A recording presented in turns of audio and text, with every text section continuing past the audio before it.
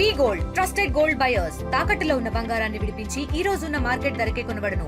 మరిన్ని వివరాలకు సంప్రదించండి 77107720. తిరుమల స్వామివారి పరకామణిలో రవికుమార్ చేతివాటానికి సంబంధించి పెద్ద చర్చనీయాంశంగా మారింది. అయితే ఈ యొక్క అంశం పట్ల ఇప్పటికే టీటీడీ బోర్డు మెంబర్స్ కావచ్చు, ఇటు కరుణాకర్ రెడ్డి కావచ్చు, ప్రెస్ మీట్ నిర్వహిస్తూ ఒకరిపై ఒకరు వాదోపనాలు చేసుకుంటున్నటువంటి పరిస్థితి. అయితే తాజాగా జనసేన నేతలు కూడా ఈ అంశం మీద స్పందించడం జరిగింది. ఏదైతే రవికుమార్ అసలు బతికే ఉన్నాడా లేదా అన్నటువంటి అనుమానం కూడా జనసేన నేతలతో తెలియజేస్తున్నటువంటి పరిస్థితి. ప్రస్తుతం మనతో పాటు కిరణ్ రాయలు ఉన్నారు. ఏదైతే రవికుమార్ అన్నటువంటి వ్యక్తి అసలు బతుకున్నాడా లేడా అన్నసరి మీరు అనుమానం వ్యక్తం చేస్తున్నారు. ఏంటి అసలు దీని పరిస్థితి అన్న? తిరుమల తిరుపతి దేవస్థానంలో ఒక తప్పు జరిగితే, ఒక దొంగతనము, టికెట్లు అమ్ముకున్న, లడ్లు అమ్ముకున్న, వడలు అమ్ముకున్న వాడిని పట్టుకుంటే పెద్ద పేపర్ లాటికెళ్ళేస్తారు. పట్టుకొని వాడిని స్టేషన్లో ఎస్ఐలు పోలీసులు కూర్చోబెట్టి పెద్ద నేరస్తుని పట్టుకుని చెప్పి బిల్డప్లు ఇస్తారు. 300 కోట్లు కొట్టేస్తాడని ఎవరు చూపిలేదేమి? ఏడన్నాడు? మీరు అసలు రాజీపడి లోక్ అదాలతో చేసుకోవాల్సిన కేసు అది. ఎవరు డబ్బులు? అది ధర్మారెడ్డి డబ్బులు కాదు, ఆ గతంలో ఉన్న సీఎల్ ఎస్ఎల్ డబ్బులు కాదు, అది మా డబ్బులు, వెంకటేశ్వర స్వామి డబ్బులు అవి. మా డబ్బులు మేము ఉండిలో దేవునికి వేసి మీరు కాజేసి మీరు వాటాలు వేసి పంచుకొని దొరికినాడు దొంగ మేము వదిలేస్తామంటే నువ్వేనో పాస్టరా చర్చిలో అయ్యా క్షమించండి అంటే నీజలు వదిలేదానికి కాదండి. వెంకటేశ్వర స్వామి డబ్బులు 300 కోట్లు కొట్టేశారు. 100 కోట్ల పైనే మాట ఇది. కాబట్టి ఇవన్నీ బయట తీసుకురావాల్సిన బాధ్యత ఉంది. ఎక్కడెక్కడ ప్రాపర్టీలు ఇచ్చారు టీటీడీకి, ఎక్కడెక్కడ ఇచ్చారు, అసలు అవాకైపోయారు. దేవుని డబ్బులు కొట్టేశారంటే ఏం చేస్తామని అనేసి. కాబట్టి ఒకటే అండి, మేము అతను ఉన్నాడా లేదా అనుమానం ఉంటే ఈ పాటికి చూడాలి బయటికి, లేదా అతను బయటకు వచ్చి మాట్లాడాలి. రెండోది, అతని తరపున ఎవరైనా వచ్చి మాట్లాడాలి. మూడోది, అతను కనీసం పోలీసులు పట్టుకొచ్చి ఎక్కడెక్కడ ఆస్తులు ఇచ్చారు, ఎక్కడెక్కడ ఏం రాసి చూపించిన బాధ్యత టీటీడీకి ఉంది. కాబట్టి దాన్ని డిమాండ్ చేస్తున్నాం. అంతేగాని మాకు రవికుమార్ వ్యక్తిగతంగా ఏం కాదు. రవికుమార్ అనే వ్యక్తిని పట్టుకొచ్చి అతను ఇచ్చిన ఆస్తులేంటి, అతను కొట్టేసిన ఆస్తులేంటి, అతను ఇంకా ఎవరికి ఏమి ఇచ్చారో మొత్తం బయట పెడితే తప్ప దీంట్లో నిజాలు తేలవు. కానీ ప్రతి రూపాయి కూడా వెంకటేశ్వర వసూలు చేసి టీటీడీకి వేసే బాధ్యత అయితే ఈ ప్రభుత్వం మీద ఉందన్న. అయితే ఏదైతే వాళ్ళు వాదిస్తున్నారు, గత 5 ఏళ్లలో వాళ్ళ పాలకుల్లో ఆ దొంగతనం చేస్తున్నటువంటి రవికుమార్ని మేము పట్టుకున్నాం కాబట్టే బయటపడింది. మరి 15 ఏళ్ళగా మీరు పాలన చేసినటువంటి మీరంతా ఏం చేస్తారంటూ కూడా తెలియజేస్తున్నటువంటి పరిస్థితి. దొంగ దొరికినప్పుడు దొంగ, దొరకనప్పుడు కాదు కదా. ఇప్పుడు అతను దొంగతనానికి ఈ రోజు పట్టుబడినాడు అంటే గతంలో కూడా అతను చేస్తుండొచ్చు కదా. అతనే చెప్పాడు 20 ఏళ్ళు చేస్తున్నాడు చెప్పాడు కదా. 20 ఏళ్ళు చేసుకున్నప్పుడు దొరికింది. ఇప్పుడు మనం దొరికాడు. దొరికినప్పుడు నువ్వు ఇంత నిశ్చితగా మాట్లాడేటప్పుడు దొరికిన దొంగ వదిలేస్తారా? క్షమాభిక్ష పెట్టాలంట. క్షమాభిక్ష పెడితే ఇప్పుడు తిరుమలలో కోర్టులు ఎందుకు, పోలీస్ స్టేషన్ ఎందుకు, విజిలెన్స్ ఎందుకు? దొరికిన దొంగను పట్టిస్తే అతను ఎన్ని సంవత్సరాలు ఏం చేసినాడు, ఏం చేయడం బయట నిజాలు బయటకు వెళ్తే అది వాస్తవాలు. అప్పుడు ఒప్పుకుంటాం నిజంగా కరుణాకర్ రెడ్డికి దొంగ దొరికినాడు, ఆ దొరికిన దొంగ దగ్గర నుంచి వసూలు చేసినాడు, వాడి దగ్గర నుంచి నిజాలు రాబెట్టాడు అనేసి. దొరికిన దొంగ మాయం చేశారు మీరు. అప్పుడు ఏముంది? ఎవరు దొంగ? వాడికన్నా పెద్ద దొంగలు మీరే.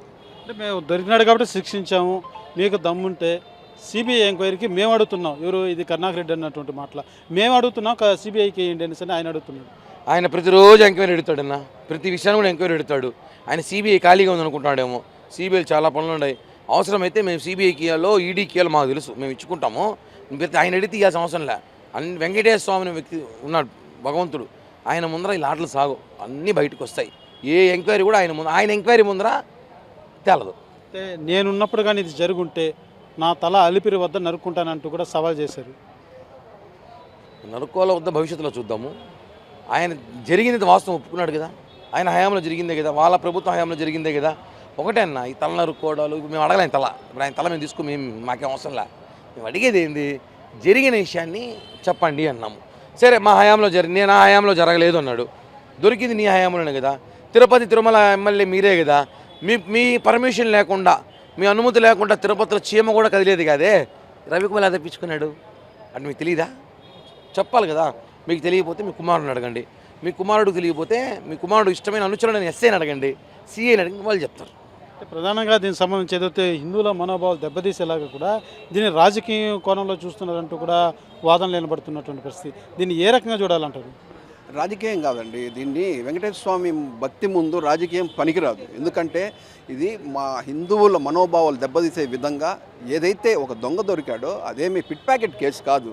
ఏదో పిటి కేసు లాగా, పిట్ ప్యాకెట్ కేసు లాగా లోక్ అదాలత్లో క్లియర్ చేయడము, దాన్ని సెటిల్ చేసుకున్నామని. లోక్ అదాలత్లో ఇలాంటి కేసులు, దొంగతనాల కేసులు సెటిల్ చేయరు.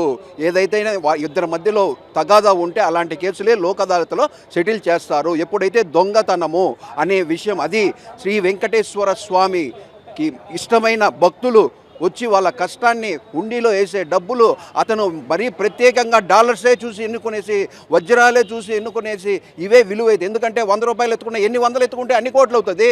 అతను విలువైన ఏదైతే డాలర్స్ కానీ వజ్రాలు కానీ ఇలాంటివన్నీ దోచేసి ఎత్తుకునేసి ఎక్కడెక్కడ విలాసవంతమైన జీవితం గడుపుతూ చుట్టుపక్కల చెన్నైలో కావచ్చు, హైదరాబాద్లో కావచ్చు, బెంగళూరులో కావచ్చు అతనికి ఎన్నో ఆస్తులు ఉన్నాయి. ఈ ఆస్తులన్నీ కూడా జప్తు చేయాలా, దాన్ని రికవర్ చేయాలి కదా. వెంకటేశ్వర స్వామి కష్టం కదా. ఆయన నిలబడి సంపాదిస్తుంటే ఇంతమందికి కోట్ల మందికి నిలబడి దర్శనం ఇచ్చి ఆయన సంపాదిస్తుంటే మీరు ఇంత ఈజీగా మీరు దొంగ దొరికాడు మేము ఒక లోక్ అదాలత్లో సెటిల్ చేశామంటే ఎంత హాస్యాస్పదంగా ఉందో. న్యాయమైన ఇది కాదు. ఖచ్చితంగా అనాపతులతో సహా కూటమి ప్రభుత్వం వసూలు చేస్తుందని తెలియజేస్తుంది. ధన్యవాదాలు. ఏదైతే జనసేన నేతలంతా కూడా ఖచ్చితంగా రవికుమార్ మీద ఇన్ని ఆరోపణలు ఇంత జరిగినప్పుడు ఆ రోజు నుంచి ఈ రోజు వరకు కూడా రవికుమార్ ఇంతవరకు ఎక్కడే కానీ కనపడినటువంటి పరిస్థితి, అసలు ఉన్నాడా లేదా అన్నటువంటి అనుమానం కూడా వీళ్ళు వ్యక్తం చేస్తున్నటువంటి పరిస్థితి. అయితే ఖచ్చితంగా స్వామివారి ఖజానాకు గండి కొట్టినటువంటి అతన్ని మాత్రం వదిలేది లేదు. అతనితో పాటు చేతులు కలిపినటువంటి వారి వివరాలు కూడా అతి త్వరలోనే తెలియజేస్తాం. వారి మీద ఏదైతే ఒక చట్టపరమైనటువంటి చర్యలు కూడా తీసుకుంటామే తప్ప ఉపేక్షించేది లేదంటూ కూడా జనసేన నేతలతో తెలియజేస్తున్నటువంటి పరిస్థితి. కెమెరా పర్సన్ కోటితో సురేష్, RTV తిరుపతి.